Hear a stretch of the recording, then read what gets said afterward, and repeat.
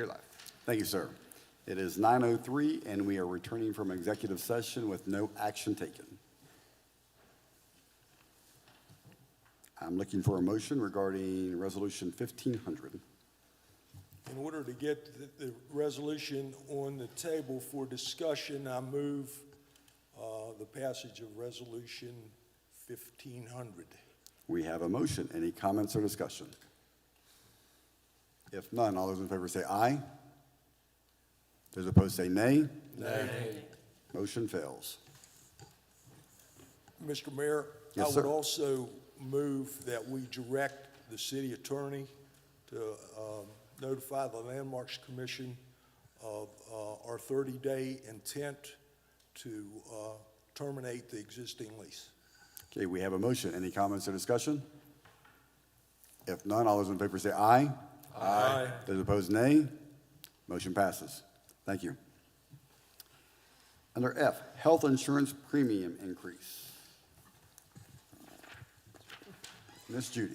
All right, so in front of you on the legal paper that I handed out just prior to the meeting, I put some figures together to show what we're currently paying and what the projected increase is. And then I broke it down by fund based on the employees in certain plans. So for the general fund, the projected increase is approximately $620,620.79. And then, of course, in the other funds, it's a smaller amount. But the overall increase for all funds would be about almost $34,000.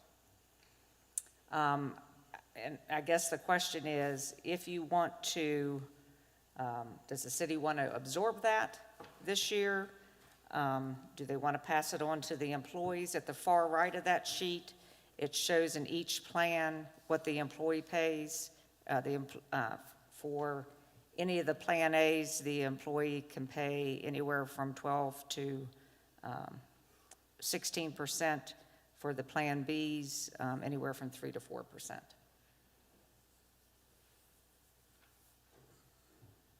And I did have, just as a side note, I did have correspondence with Jason Hott, who's over the PEIA insurance, and they anticipate more increases every year.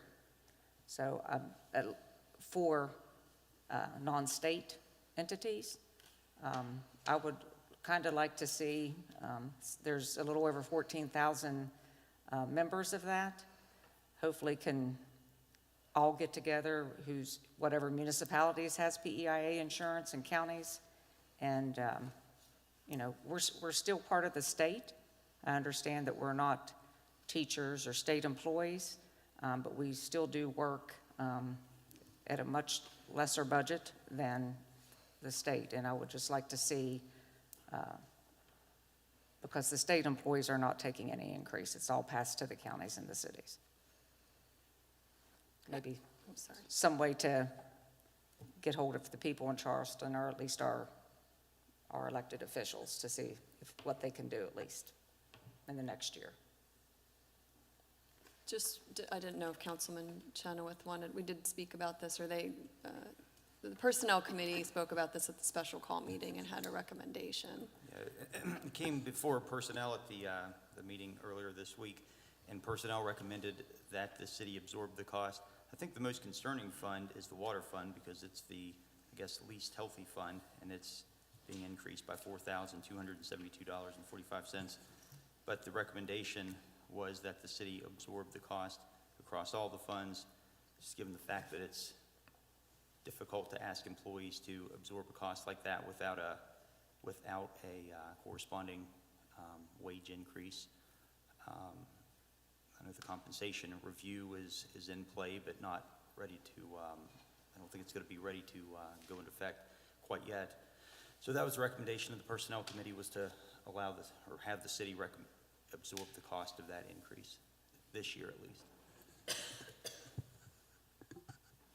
Question, has finance looked at this? Not yet. The Finance Committee itself? They had. Yes. Yes. Oh, yes, it I'm was sorry. discussed. Yes, they did review it. I'm sorry. I apologize, yes.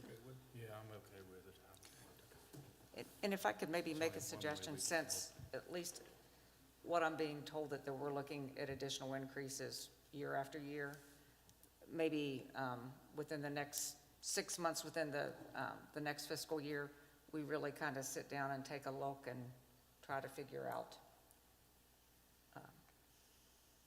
a plan, potentially, of what we could do. It's my understanding that there's no, and that from these numbers, there's no continuity with respect to the different plans and what the city pays versus what the employee pays. It's just all over the board. Yes, We need to maybe try to study that and figure out a better way. yes. Okay, so we're looking for a motion regarding the health insurance premium.